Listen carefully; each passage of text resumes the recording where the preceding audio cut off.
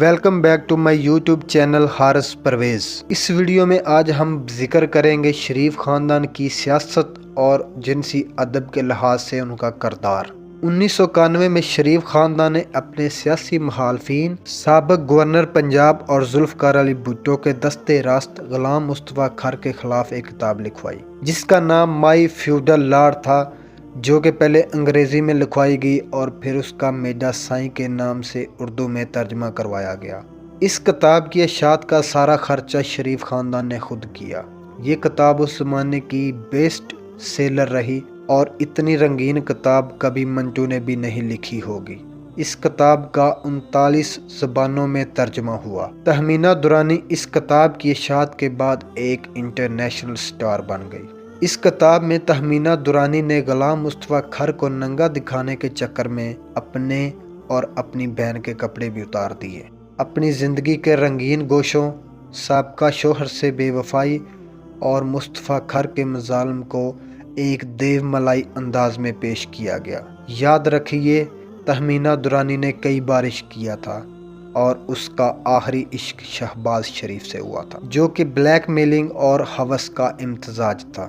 مشرف دور میں جلا وطنی کے دوران دونوں نے آخرکار شادی کر لی، جو کہ آج بھی قائم ہے۔ شریف خاندان کی سرپرستی میں دوسری واہیات کتاب ریحام خان کی یادداشتیں 2018 میں لکھی گئی۔ یہ کتاب ریحام خان نے اپنے سابقہ شوہر عمران خان کے خلاف لکھی۔ اس کتاب کے لیے ریحام خان کو ایک بڑی رقم دی گئی اور مزید اسے کہا گیا کہ مائی فیوڈل لارڈ یعنی میڈا سائیں کی طرح تمہاری کتاب بھی ایک بیسٹ سیلر ثابت ہوگی اور تمہیں بہت پیسہ اور شہرت ملے گی۔ ریحام خان شریف خاندان کے جھانسے میں آ گئی اور اپنے بیٹے کی مدد سے دنیا کی غلیظ ترین کتاب لکھ ماری۔ تہمینہ درانی کا کردار اپنی جگہ، مگر وہ ایک پڑھی لکھی اور زبان و بیاں پر عبور رکھنے والی خاتون تھی، جبکہ ریحام خان ایک نمبر کی چھچھوری عورت تھی جس کا زبان و ادب سے کوئی واسطہ تک نہیں تھا۔ لہٰذا پروجیکٹ ریحام خان کی یادداشتیں بری طرح فلاپ ثابت ہوئیں اور کتاب اپنی اشاعت کا خرچہ بھی نہ نکال سکی۔ ریحام خان سے اگر کسی کو کچھ ہمدردی تھی تو بھی اس کی واہیات بکواس پڑھ کر ختم ہو گئی۔ تازہ شاہکار ٹی وی اداکارہ اور ماڈل ہاجرہ کی 2014 میں لکھی گئی کتاب ویئر دی افیم گروز ہے۔ اس کتاب نے ریحام خان کی کتاب کا ریکارڈ بھی توڑ دیا ہے۔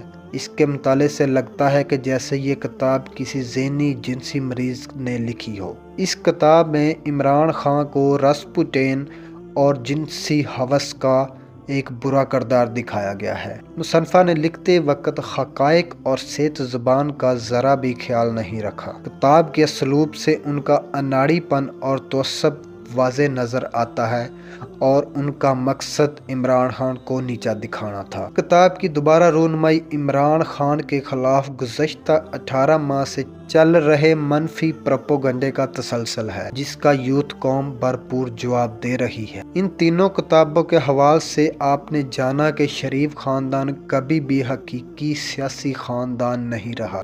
یہ ہمیشہ سے گندی عورتوں کی طرح اور گندی عورتوں کے ذریعے سیاسی مخالفین کی کردار کشی کرتے ہیں۔ بے نظیر بھٹو کی ننگی تصویریں پھینکنا اور پھر سیاسی ضرورت کے تحت اسے بہن بنا لینا، بے نظیر کو پیلی ٹیکسی کہنا اور پھر مریم نواز کا بے نظیر سے موازنہ کرنا، یہ شریف خاندان کی سیاسی تاریخ کے شرمناک پہلو ہے۔ عمران خان کی کردار کشی میں مگر شریف خاندان اکیلا نہیں ہے، کچھ پس پردہ قوتیں بھی ملوث ہیں جو کہ در حقیقت اب عیاں ہو چکی ہیں۔